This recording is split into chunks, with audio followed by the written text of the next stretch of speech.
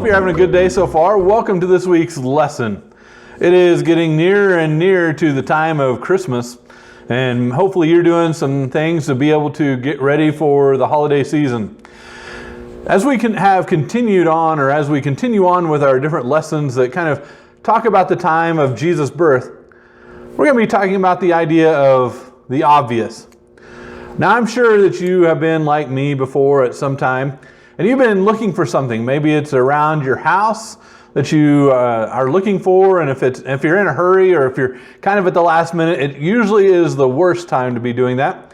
Or maybe somebody goes and asks you to look for something that you don't really know exactly where it's at, but they kind of lead you to the approximate location of that, and they try to, in their terms, tell you every kind of detail that they need you to know to be able to find it. Or similarly, and I was talking about in your house, but similarly, maybe you've gone to the store for someone and you've ran an errand and they say, it's going to be down in aisle 5, about halfway down, maybe about chest high or something like that. And so you're looking in those directions and you're thinking about all these different details that somebody gives you, but you can't see it. And maybe it's to the point of even asking somebody for help or even calling home and saying, where exactly were you talking about? And so then they tell you, but then all of a sudden, whether you go to those efforts or not, you finally see it. It was right there in front of you. Or maybe you've seen those different optical illusions.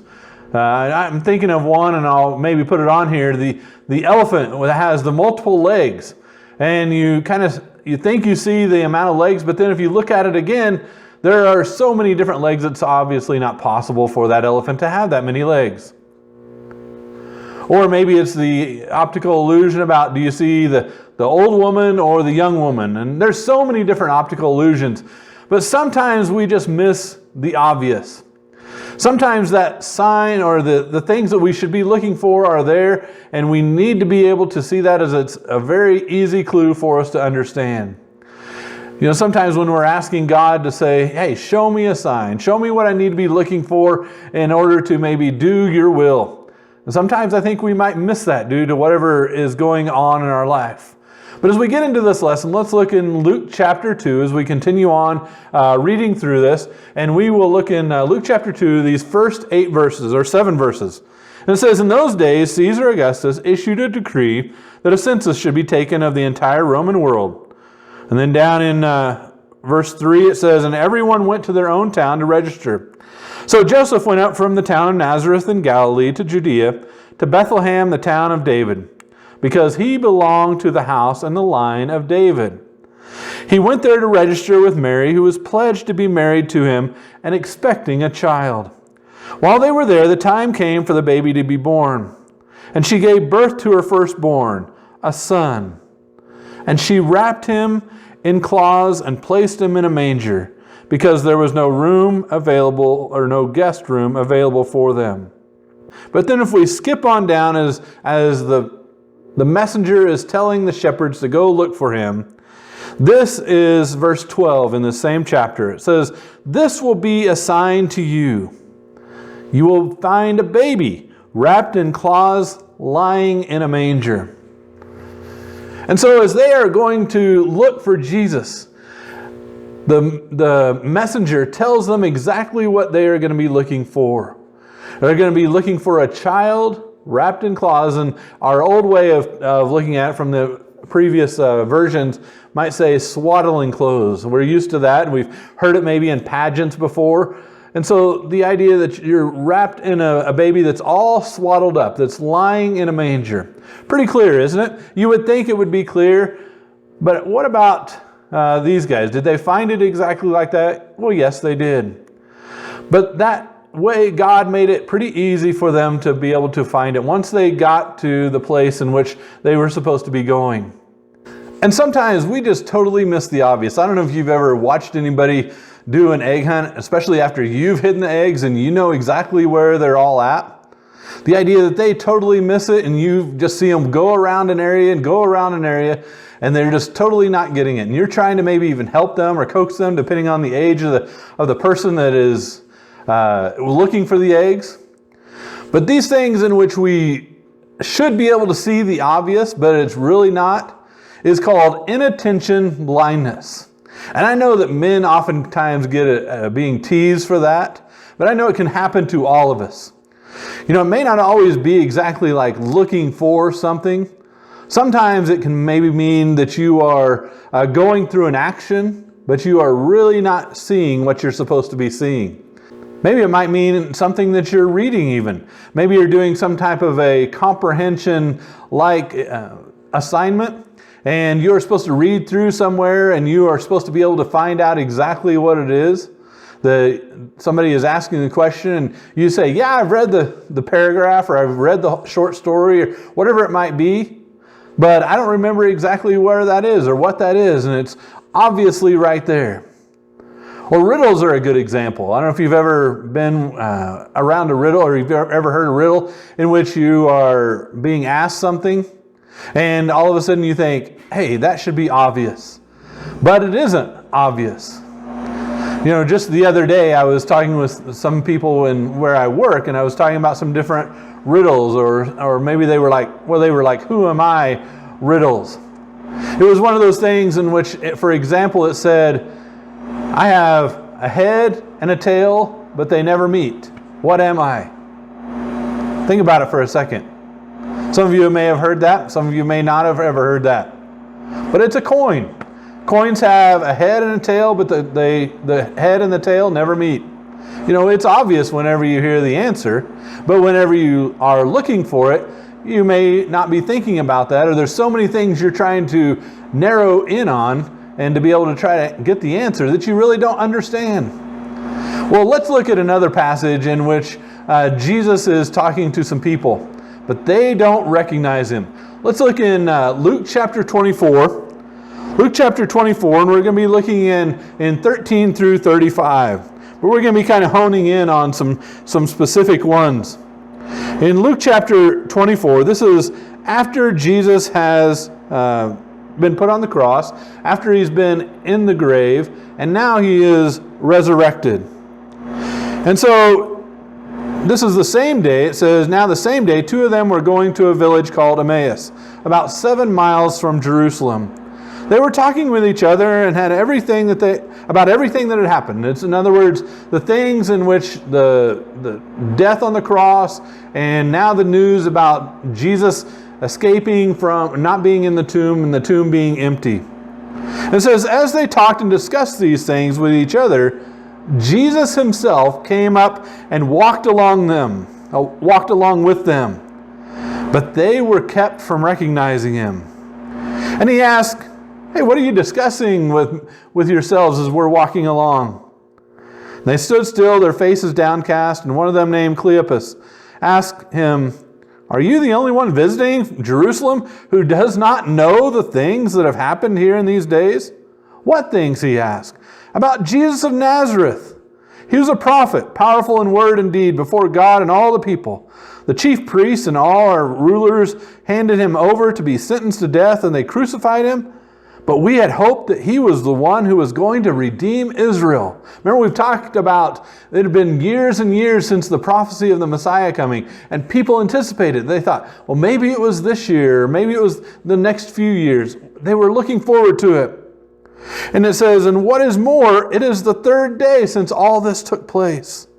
In addition, some of our women amazed us. They went to the tomb early this morning, but didn't find his body. They came and told us that they had seen visions of angels who said he was alive. And then some of our companions went to the tomb and had found it just as the women had said. But they did not see Jesus. And he said to them, how foolish you are! How slow to believe that the prophets have spoken! Did not the Messiah have to suffer these things and then enter his glory? And beginning with Moses and all the prophets, he explained to them what was said in all scriptures concerning himself. And as they approached the village to which they were going, Jesus continued on as if he were going further. But they urged him strongly, stay with us, for it is nearly evening. The day is almost over. So he went in to stay with them. And when he was at the table with them, he took bread, gave thanks, broke it, and began to give it to them. Then their eyes were opened and they recognized him. And he disappeared from their sight. And And they ask each other, were not our hearts burning within us while he talked with us on the road and opened the scriptures to us? And they got up and returned at once to Jerusalem.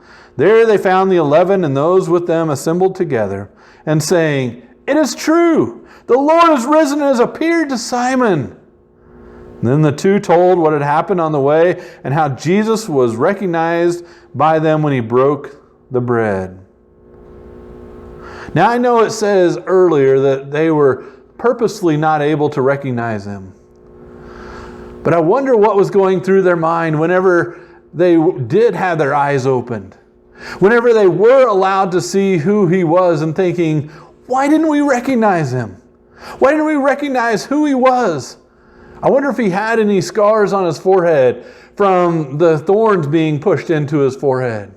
Maybe he had hair that covered it up. I don't know. But the idea that it should have been obvious. The sign was there to say, this is Jesus. But they were not able to based on what the scriptures say. But then their eyes were opened. How many times are we maybe not able to see exactly, even though we know what we're looking for? Now it could be in life, like we talked about as far as going to the store, maybe taking directions from somebody, maybe it's reading a book assignment. Whatever it might be, there might be times in which we are there in which we should be able to see the obvious. But for some reason, we have that issue that we are not able to see it, that inattention behavior, that we're not able to see that. And so as we think about that, I want us to now move it into a time in which maybe there's some obvious times in our faith as we walk through. And maybe there's times in which God is putting someone there that we don't see. Now we know what the scriptures say about us, being able to share. One of the scriptures talks about to be prepared in season and out of season to be able to share our faith. That means it doesn't matter when it is, if you're prepared or not, you should be able to, or if you're planning for it or not, you should be prepared to do it. And so as Christians, we should be able to have at least a mental plan of maybe some things that we can talk about if something like that were to come about. Because sometimes the signs are obvious, but we sometimes miss those. We sometimes miss those signs because we have that inattention to detail that we should be looking for. So as we go throughout the season, I want us to continue to be looking for ways in which people are out there. Now, people may not be like Jesus. In other words, we may not get the direct message from a messenger to say, look for somebody in swaddling clothes and lying in a manger. And it's not going to be saying somebody that's in a black coat with a hat on. That's a red stocking hat. It may not be exactly that detailed. But the idea that when we are around people, keep in mind that maybe, just maybe, God is putting us there for a reason. And maybe it's just a simple act of kindness that you can do. Maybe it's, watching what you say. Maybe it's wishing them a Merry Christmas, giving them just a kind greeting. Maybe it's being patient with them. The signs are there for us to be able to share our faith, to be able to show who we are, to show that Jesus is in our life. And so as we get closer to Christmas, things will get a little bit more stressful for some people. Maybe it's because of COVID. Maybe it's because of the weather. Maybe it's because of finances. Maybe it's because of just not being able to meet the ideal look that they want or the ideal situation that's in their life. Maybe it might be a number of other reasons. But the idea that this year might be just a time in which you can be looking for somebody, looking for maybe even more than one person, but looking for the opportunity to go out there and to see that sign. The shepherds got the sign of a baby in swaddling clothes lying in a manger. Where is God showing you that you need to go to? And it might be multiple places. But look for those opportunities this year. Look for the sign. Look for the opportunities to be able to go. And maybe it's the obvious.